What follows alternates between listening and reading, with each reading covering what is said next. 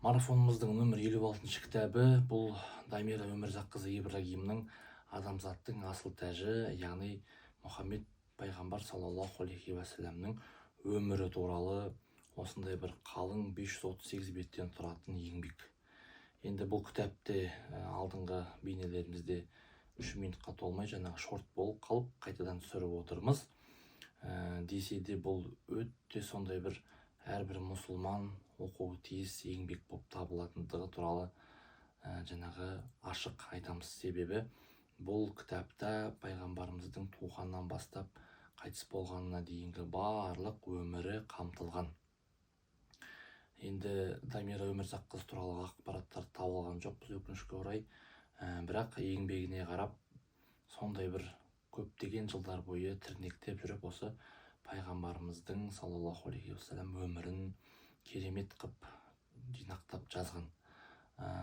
Бұл жерде бұл кітаптың өзі жалпы 538 беттен тұрады, 2 бөлімге бөлінген екен. Біріншісі Мекке кезеңі, ол пайғамбарымыздың туғанына дейінгі болған жағдайлар, піл оқиғасы сияқты жағдайлар, одан кейінгі дүниеге келгеннен кейінгі жаңағы 40 жасына дейінгі өмірі, одан кейін пайғамбарлықтың келуі, алғашқы мұсылмандық уақыттар, және екінші кезеңі бұл Медина кезеңі, бұл хижра жасағаннан кейінгі мұсылмандардың, соның ішінде пайғамбарымыздың өмірінің ішіндегі ең бір айтулы оқиғалары.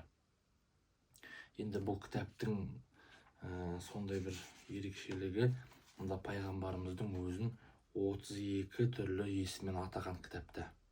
Алланың сүйікті елшісі, Алла Расулы, Алланың нәбиі, Алланың пайғамбары, Ахмад, Алланың сүйікті құлы, Абдулланың ұлы Мұхаммед, Абул Қасым, Әзірет Мұхаммед, әлемдердің мақтаны, болмыс сұлтаны, екі жиһанның дүниенің нұры, Мұхаммедул Амин, Набиулла, нұрлы нәби, нұрлы тұлға, Расулалла, пайғамбарлар саңлағы, пайғамбарлар сәруары, пайғамбарлар сардары, пайғамбарлар падишасы, парасат пайғамбары, пайғамбарлар сұлтаны, соңғы пайғамбар, сардар пайғамбар, сәруар пайғамбар, саңлақ қолбасшы, хақ жолының хабаршысы, хатамул әмбия, хақ хабибі, хабибулла. Сонда хақ жолының хабаршысы деген қандай сондай бір керемет сипаттармен пайғамбарымыздың есімдері аталған. Жалпы өте керемет кітап, әрбір мұсылманға оқуға кеңес берілетін бірден бір еңбек. Енді бұл кітапты тәмамдау бізге бұйырды. Сондай бір әрдайым оқып жүретін, әрдайым пайғамбарымыздың өмірін зерттеп, зерделей жүретін, соған үлгі-өнеге алатындай үлкен еңбек.